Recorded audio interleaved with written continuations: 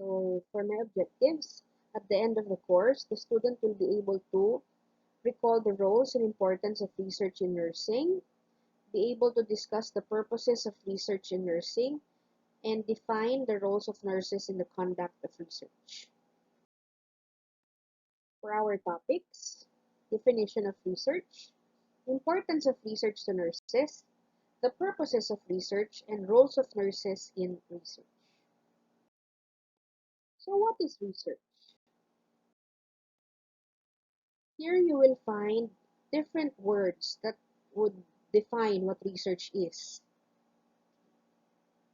Question, methods, experiment, article, subject, publishing, data, results. So all of these words are related to what research is. So let's go to what the book defines what research. So research is a systematic inquiry using disciplined methods to solve problems.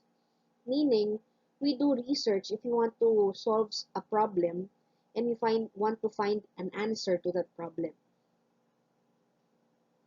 So in terms of nursing, if you have problems that you want to solve with regards to nursing, that is nursing research. Finally, evidence-based practice because whatever we find out, we put it into practice once we go on our clinical duties, once we go to the classroom, and once we practice our nursing profession. So here we have sources of evidence. Where do we get uh, the evidences when we talk about research? So tradition. For example, mm, headache. A lot of people have headache. So a lot of people have tried treating headache. So when you research the word headache, you would find tips how to come about research. And it's tradition because that is what most frequently works. Then authority. If you want to find out a solution to your problem regarding something, you have to know who is the authority. When we talk about authority, they are the ones more knowledgeable in that area. For example, again, headache. You would not want to go to your dietitian if your problem is headache. So maybe you'd better go to a doctor. Then clinical experience, trial and error, and then intuition.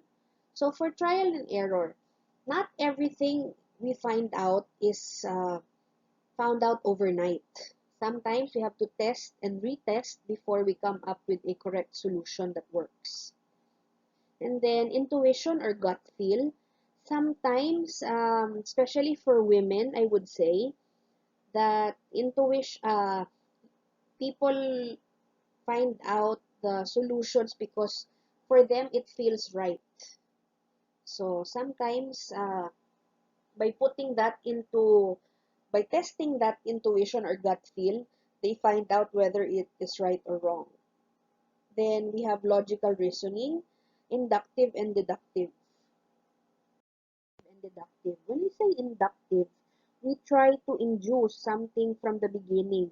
For example, we aim to find out or come up with a theory. We start from scratch. But for deductive, there's already a theory and we have to test it out. So assembled information based on the given data, that's where you get your sources of evidence. Okay. Then finally, research means we have to look for the answers on that specific discipline you're trying to find out. So if it's nursing, we go research the topic in the nursing field.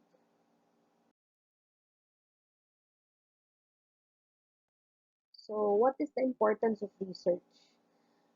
When we do research, it aims to advance knowledge in our field. So because we're adding to that body of knowledge. Okay? We provide additional information in healthcare because we research different signs and symptoms, causes, treatments.